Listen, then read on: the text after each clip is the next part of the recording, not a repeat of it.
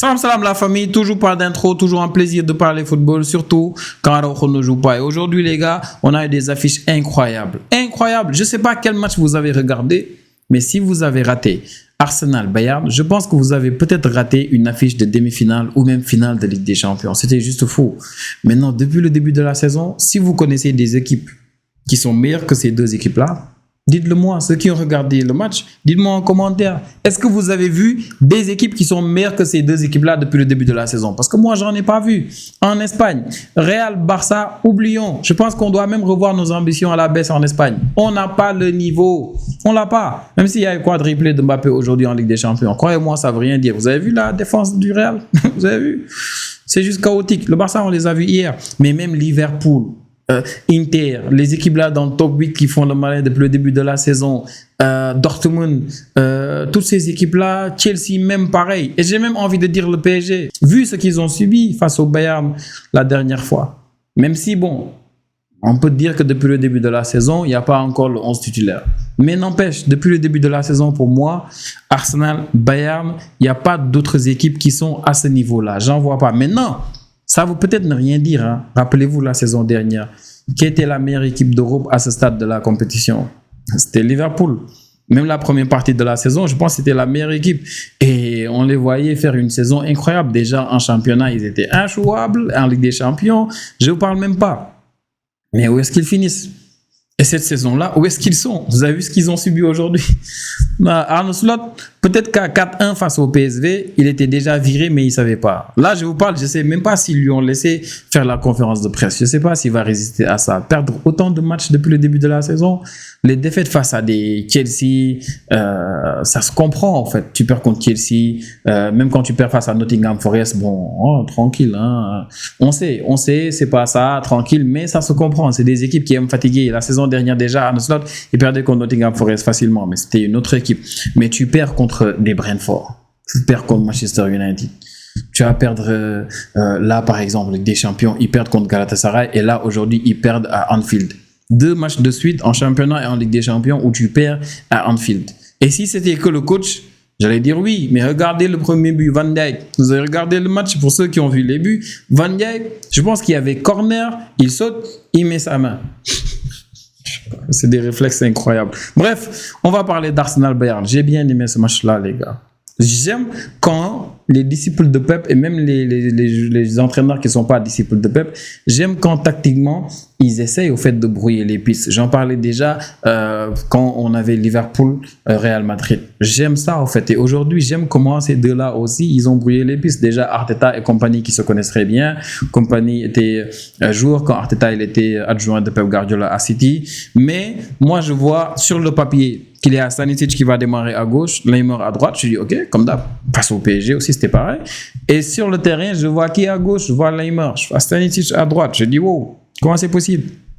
Expliquez-moi. Même si bon, ça peut être intéressant un droitier qui va jouer à gauche face à un gaucher. Ça peut être intéressant parce que si tu défends sur un gaucher qui aime repiquer un tout petit peu sur son pied gauche, faire ces centres-là au second poteau comme Saka, il aime les faire, c'est bien parce que toi, tu es sur ton pied fort, toi, le droitier. Et le gaucher aussi est sur son pied fort, donc tu défends mieux sur lui. Mais ça n'a pas rendu le match de Neymar plus facile, je pense. Il est même sorti après en deuxième mi-temps. Mais sinon, c'est quoi un match d'Arsenal s'il n'y a pas un but arsenalesque? Bah oui, s'il n'y a pas un but d'Arsenal sur coup de pied arrêté, c'est quoi un match d'Arsenal? On l'a vu face à Tottenham, 5 buts, 0 sur coup de pied arrêté, mais pas aujourd'hui. Le premier but est venu sur coup de pied arrêté, encore une fois. Incroyable, ils n'ont rien pu faire le Bayern. Saka qui centre, tous au deuxième poteau. Il court vite au premier poteau pour essayer de couper la trajectoire et c'était réussi de la part de Timber. Neuer n'a pu rien faire. Et juste après, je vous disais, j'ai bien aimé le match, vu l'intensité, mais vu surtout comment Arsenal il faisait tout pour empêcher au Bayern de bien sortir la balle. Parce qu'on a vu le Bayern ce que ça faisait face au PSG. On les a vus depuis le début de la saison, vu qu'ils ne perdaient pas jusqu'à aujourd'hui. Et croyez-moi, aujourd'hui, Arsenal, le fait d'avoir Merino comme attaquant, ça les a beaucoup aidés. Lui qui redescendait tellement au milieu encore et encore une fois pour essayer de tout faire pour qu'il ne sorte pas la balle facilement. Et Kimmich qui aime se mettre entre les deux centraux pour essayer de voir le jeu face à lui, il a trouvé des alternatives et c'était ce long ballon-là qu'il y a eu des switches. Il y a eu tout dans ce match-là. Le switch-là entre Olise et Gnabry, excusez-moi, c'est le café que je buvais tellement il y avait trop de matchs. Donc il y avait Olise qui était à droite, qui était venu à gauche, Gnabry était parti à droite et tu avais cette passe-là, cette transversale-là incroyable de Kimmich pour Gnabry. Et Gnabry en une touche, les gars. En une touche seulement, il a trouvé Lennart Karl. 17 ans, le boy là. Il est juste incroyable. Il n'y a que sa coupe qui est bizarre. Tu le vois, tu sais qu'il a entre 17 ans et 40 ans, au fait. Il est juste bizarre. Tu le vois nettement, tu sais que lui, c'est le petit-fils de vous savez qui. Avec ça, le boy là. Mais il est incroyable. Il est fort, il est bon. Même si en défense aujourd'hui, il y avait Mosquera qui a remplacé Gabriel. Contre Tottenham, c'était Nketiah et Mosquera, il a fait le taf. Surtout face à Harry Kane, c'était pas évident. Il y avait pas mal d'occasions en première mi-temps, mais ils ont géré. La défense d'Arsenal, bon, on va reparler de la profondeur de banc dont je vous parlais contre Tottenham. Et en deuxième mi-temps, c'était un match incroyable aussi. Même si tout ce que je comprenais pas tout le long du match, c'est pourquoi, par moment, tu avais Merino, quand Arsenal voulait sortir la balle, qui arrivait à descendre, faire comme Harry Kane, venir assez bas pour sortir la balle facilement sans que Jonathan Tah ou bien Upamecano le suivent. Surtout Tah. Je sais pas. Parce que contre le PSG, à chaque fois qu'en première mi-temps, surtout Dembélé descendait, décrochait, à chaque fois qu'il y avait des joueurs entre les lignes qui décrochaient, tu avais tout le temps quelqu'un qui le suivait. Si c'était pas Kimmich, c'était le défenseur. Mais aujourd'hui, il n'y a pas eu trop ça. Et j'ai l'impression que c'était le surnombre qu'avait Arsenal au milieu qui était tellement conséquent que pour le Bayern, en fait, par moment, ils avaient du mal à suivre. Donc, j'ai bien kiffé ce match-là parce que, bon, de toute façon, moi, je suis un simple amateur de football. Je regarde, j'étais perdu. Je me dis peut-être qu'à un moment donné, certains étaient tellement perdus sur qui ils devaient prendre que c'était devenu ça. Mais il y a eu des changements. Trossard était blessé, il est sorti. Je crois que c'est Madueke qui est venu à gauche. Après, il y a eu beaucoup de changements. Et quand j'ai vu Calafiori venir à la place de Lewis Kelly, encore une fois, je vous disais contre Tottenham, quand j'ai vu les changements, je me suis dit côté profondeur de banc, les gens ne se rendent même pas compte de ce qu'ils ont. Mais encore une fois, aujourd'hui, je me dis wow. Parce que ce qui est fou, c'est pas juste ce qu'ils ont en fait côté profondeur de banc. Quand tu as Gabriel qui se blesse et que tu as que Saliba, là tu essaies de voir avec qui tu vas faire la paire. Pour moi, c'est pas que ça. C'est surtout comment ils ont pu s'intégrer aussi facilement. Nketiah, vous avez vu contre Tottenham, il s'est intégré. Mosquera, vous l'avez vu avant. Il y a qu'un match où il était un tout petit peu. C'était contre Liverpool, je pense. C'était la seule défaite d'Arsenal cette saison en Premier League. Mais aujourd'hui, Mosquera, incroyable. Et quand j'ai vu Calafiori venir, je me suis dit, voilà, en fait, ils vont changer de joueur tout le temps et tu vois pas de différence, en fait. La seule différence que j'ai vue aujourd'hui, c'est quand Calafiori est venu, les gars, je me suis dit quand même, Calafiori, quand il joue et que tu vois après Lewis Kelly jouer, tu vois la différence entre un joueur qui a été formé comme défenseur et un joueur qui a été formé comme milieu créatif. Calafiori, tu le vois, tu sais que lui, voilà, lui c'est un défenseur. Il a été formé comme défenseur, bien italien, bien dur sur l'homme, mais surtout bien offensif. C'est ça, en fait, le truc avec lui. De l'autre côté, Lewis Kelly, voilà, tu sais qu'il a été formé comme milieu créateur. Dans l'aspect défensif, c'est pas trop ça. Olise l'a un peu fatigué aujourd'hui, même s'il avait la facilité d'être assez souvent un 1 contre 1 face à Lewis Kelly, mais après en deuxième mi-temps, quand Calafiori est venu, Calafiori était juste fou. Et d'ailleurs, le deuxième but est venu de là, avec Upamecano qui encore une fois, Upamecano est juste compliqué, mais ça montre à quel point il y avait des difficultés côté Bayern de sortir la balle, parce que c'était sur une sortie de balle ce deuxième but-là, Upamecano, il voit un déplacement de Stanisic à l'intérieur, au lieu de se dire qu'il y a déjà un joueur sur la trajectoire et d'attendre surtout qu'Olise vienne ou bien d'envoyer un long ballon à Harry Kane. Non, en fait, il a essayé de trouver Stanisic coûte que coûte. Et là, bon, il perd la balle. Je pense que c'est Calafiori qui prend la balle après, qui te fait un centre magnifique au second poteau. Et ouais, but de Madueke. Je pense que c'est son premier but pour Arsenal. Rectifiez-moi si je me trompe. Je ne me rappelle pas avoir vu un but de Madueke depuis le début de la saison avec Arsenal. Bref. But magnifique. Si c'est pas son premier, en tout cas, ça doit être son premier en Ligue des Champions avec Arsenal. Et après ça, bon, il y a eu des changements. Je pense que Karl, il est sorti à la place de Guerrero. Il y a eu beaucoup de changements. Après, Neymar, il est sorti aussi, je pense. Peut-être même Kimmich aussi, il est sorti à un moment donné. Mais ça n'a rien changé parce que de l'autre côté, tu as Martinelli qui vient. Et Martinelli, quand il vient, les gars, wow. Le troisième but, je ne sais pas si vous vous rendez compte, mais c'est Martinelli. On parle d'Harry Kane qui aime, parce que Harry Kane, c'est pour ça que je l'aime bien. Harry Kane, lui, tu as l'impression que la construction, il aime venir jouer comme milieu défensif, mais plus la balle avance, plus il avance avec la balle. C'est juste fou, en fait. C'est juste fou. Harry Kane, sur les côtés, il va se replier comme un ailier. Même au milieu, il fera pareil. Tu es juste choqué, au fait, de l'énergie qu'il a à son âge. Mais aujourd'hui aussi, Martinelli, sur le troisième but, c'est lui qui va trouver Olysée, qui voulait aller en solo devant 2-3 défenseurs. Et c'est lui qui récupère cette balle-là. Après 1-2 passes déjà, tu as Eze qui le trouve facilement avec son pied droit et une touche, il arrive à tromper Neuer et après c'était facile, 3-1. Le match était fou, le match était intense. Ils ont tout essayé aujourd'hui. Le Bayern, c'est leur première défaite depuis le début de la saison. Je ne sais pas si vous vous rendez compte. Leur première défaite depuis le début de la saison. Et c'est face au grand Arsenal qui n'avait pas encaissé de but depuis le début de la saison en Ligue des Champions. Aujourd'hui, c'est le premier but qu'ils encaissent en Ligue des Champions et ça en dit long sur le niveau de ces équipes-là. Maintenant, comme je le disais, nous sommes toujours en novembre. Ça veut peut-être rien dire tout ça, mais en tout cas pour le moment, quand je vois des équipes comme ça, je sais que moi, en tout cas au Barça, je ne peux pas faire ça. Mais mes joueurs n'ont pas cette générosité-là. Vous avez vu hier, j'avais du mal à bien presser, c'était compliqué. Par moments, en première mi-temps, 1 ou 2 fois, le pressing était coordonné, mais après, c'était compliqué. Lewandowski, trop vieux pour certaines choses. Fermín Lopez, des fois, il a la flemme.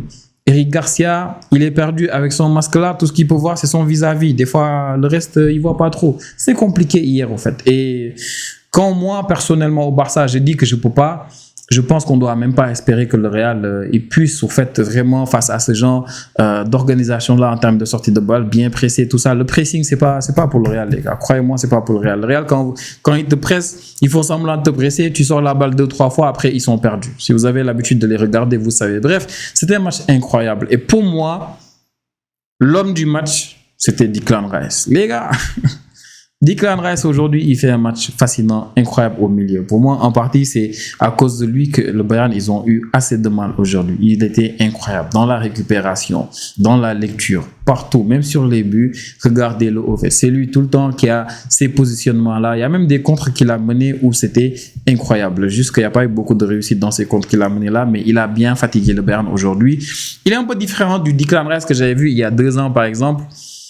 Quand il y avait Bayern-Arsenal ou bien Arsenal-Bayern, bon, de toute façon, c'est la même chose. C'était des matchs aller-retour encore il y a 2 ans. C'était un quart de finale de Ligue des Champions et c'était le Bayern qui avait éliminé Arsenal.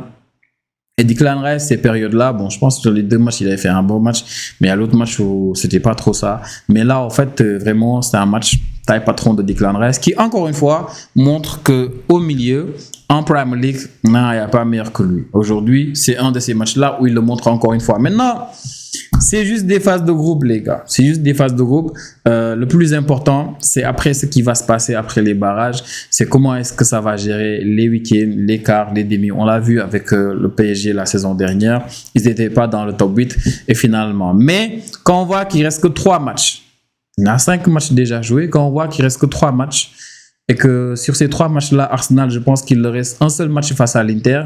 Tu te dis quand même, ouais, Inter, après il y a Kairos, il y a une autre équipe, je sais même plus c'est qui, mais tu te dis quand même, ils sont partis peut-être pour être premiers. Et c'est un peu la constance au fait pour moi, parce que la saison dernière, ok, Liverpool, après la phase de groupe, Liverpool, ils étaient premiers, après le Barça était deuxième, c'est Arsenal qui était troisième. Là, c'est Arsenal qui est devant, et c'est intéressant, parce que l'Inter, je pense, ils doivent être deuxième là actuellement, deuxième ou troisième, je sais plus. Et ça va être intéressant le match là face à l'Inter. Je pense que c'est le prochain ou le match d'après. Pour le Bayern, je pense qu'il n'y a pas beaucoup de matchs compliqués qui restent. Il y a Sporting, il y a Union Saint-Gilloise, il y a aussi le PSV. Donc pour Arsenal, bon, je vais voir en même temps le match dont je parlais. Pour Arsenal, les prochains matchs à venir en Ligue des Champions, c'est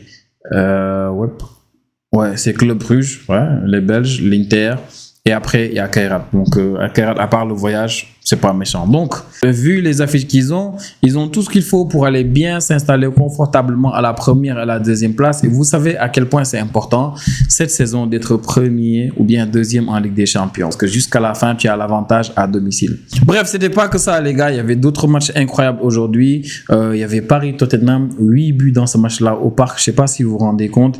Olympiakos-Real, j'en ai parlé tout à l'heure. Il y avait 4-1, un quadruplé de Mbappé, même s'ils se prennent un premier but déjà. Après, tu as Mbappé qui te met ce doublé-là pour bien se lancer. Vinicius avait mis un but qui a été annulé, mais c'est surtout le quadruplé de Mbappé, surtout le fait que le Real se prenne quand même 3 buts, les gars. 3 buts où défensivement, il y a beaucoup de choses à dire. Militao leur manque. Il leur manque très bien. Et Liverpool aussi, j'en ai parlé. Les 4-1 là, j'ai juste vu les buts, j'ai pas regardé le match. Atlético-Inter, le hold-up de l'Atlético de Madrid. Et Paris-Tottenham, j'ai regardé surtout la première mi-temps. C'était pas trop ça. En première mi-temps, c'était pas trop ça de la part du PSG. Vous avez Emery que j'avais vu à droite, c'était pas trop ça. Nuno Mendes, sa première période aussi n'était pas fou. Et surtout à gauche, Barcola, gauche comme droite, quand il permutait aussi, c'était pareil. Mais c'était intéressant parce que Fabien Ruiz, quand même, était bien présent, était là. J'ai vu Diantou, je pense que c'est comme ça qu'il s'appelle. Bon, là, je ne l'avais pas regardé. Hein. Je pense qu'il avait joué une seule fois depuis le début de la saison en Ligue 1. Je n'avais pas regardé son match. Et il était pas mal. Il était juste pas mal. On va pas dire voilà, qu'il était nul, tout ça. Il était juste pas mal. Et tu as une équipe du PSG où même quand tu mets Ibrahim Bey ou bien qui tu veux, c'est un tout petit peu compliqué sur certains matchs. Donc aujourd'hui, j'ai pas trop jugé ce boy-là que j'ai vu qu'aujourd'hui jouer à ce poste-là. Je l'ai trouvé assez intéressant, mais maintenant, bon, ça a permis beaucoup. Donc il a eu la possibilité d'être sur les côtés. Et du coup, je me suis dit tranquille. D'ailleurs, le deuxième but est venu de là-bas, mais parlons déjà le premier but. Quand je dis le deuxième but, c'est l'égalisation du PSG, mais le premier but déjà, je pense que c'est Archigré et aussi Berval sur le côté gauche hein, qui ont fait cette combinaison-là intéressante. Et après, tu as ce centre-là au deuxième poteau pour Kolo Muani qui met cette passe-là à Richarlison, donc incroyable. Et là, après, tu as l'égalisation qui vient déjà, comme je disais, de Diantou qui a permuté un peu, qui était allé à gauche, qui a pu trouver Vitinha et du pied droit, incroyable. Et après, il y a Nuno Mendes, je pense, qui sort à la mi-temps. Apparemment, il était blessé. J'espère que c'est pas grave, mais je pense qu'il devait amener avec lui Barcola parce que Barcola, c'est première mi-temps là. Maintenant, bon, la deuxième mi-temps aussi de Barcola n'était pas terrible. Il est même sorti à un moment donné. Il y avait plein de buts. Hein. Je voyais juste les notifs. Je me tournais pour voir parce que j'avais les 2 matchs là seulement. Les autres, je regardais que quand il y avait des buts. Et il y avait beaucoup de buts. Triplé de Vitinha apparemment en fin de compte. Doublé de Kolo Muani, l'ancien joueur du PSG. C'était vraiment quelque chose. Et je sais pas pour vous, mais j'ai l'impression que Paris quand même, ça prend beaucoup de buts. Ça prend beaucoup de buts. Quand on va en Ligue des Champions, par exemple, ils prennent des buts à tous les matchs depuis le début de la saison en Ligue des Champions, sauf le match contre Atlanta. Donc aujourd'hui, ils prennent 3 buts. Face au Bayern, la défaite chez eux, 2 buts. Contre Leverkusen, wow, ils mettent 7. Ils en prennent 2. C'est pas grave, c'est 2 là. Quand tu mets 7, j'ai envie de dire. Contre le Barça, ils prennent juste un but. Et oui, contre Atlanta, comme je disais. Maintenant, bon, le plus important, c'est rien de tout ça. Le plus important, c'est que Paris, bah, ils sont deuxième. Ils sont deuxième actuellement. Tu as le Bayern qui est troisième, l'Inter qui est quatrième, le Real cinquième, Dortmund sixième, septième Chelsea, Sporting huitième. Et voilà, c'est ça le top 8 pour le moment. Et il reste 3 matchs à jouer, les gars. 3 matchs. En attendant, maintenant, les équipes qui sont pas qualifiées, même pour les barrages, et où ça va peut-être être une surprise pour certains, il y en a 0. Comme on pouvait s'y attendre, parce que tu as Union Saint-Gilloise, Club Bruges, Athletic Bilbao, Francfort, Copenhague, Benfica, Slavia Prague, Bodo Glimt, Olympiakos, Villarreal, Kairat, Ajax. Qui est-ce que ça va surprendre? Personne. Parfois 24e, par contre moi ça me surprend.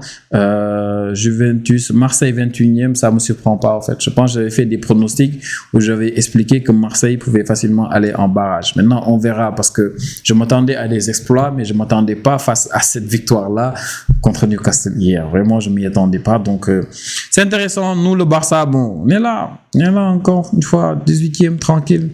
On verra ce que ça va donner. On va voir les prochains matchs de Ligue des Champions. Ça va être la 6e journée, ça va être le 9 décembre. Ah, c'est fou. Parce que le 9 décembre, apparemment, la FIFA a obligé les clubs de libérer les joueurs qui doivent jouer la CAN au plus tard le 8 décembre. Si le 8 décembre, ils partent, ça veut dire que le 9 décembre, Liverpool-Inter, le 9 décembre, Salah ne sera pas là-bas. Peut-être qu'il y a des équipes qui vont bénéficier d'une petite dérogation, mais je ne sais pas. Je pense que Salah ne sera pas là-bas. Et ouais, ça va être intéressant. Hein. Il y aura aussi un Real City le 10 décembre, la prochaine journée de Ligue des Champions. Ça promet. Ça promet. On a des matchs intéressants à venir. Hein. Je pense que c'est les deux meilleures affiches que je viens de dire là. Inter-Liverpool, déjà, où il n'y aura pas Salah. Sûrement, et tu as après Real Madrid City pour la prochaine journée de Ligue des Champions. Bref, les amis, on se voit pour la prochaine vidéo. Dites-moi ce que vous avez pensé des matchs aujourd'hui. N'oubliez pas de vous abonner, de laisser un petit commentaire, ça fait plaisir pour le référencement, mais surtout de laisser un petit like aussi. Prenez tous bien soin de vous les gars, à la prochaine vidéo. Ciao, ciao.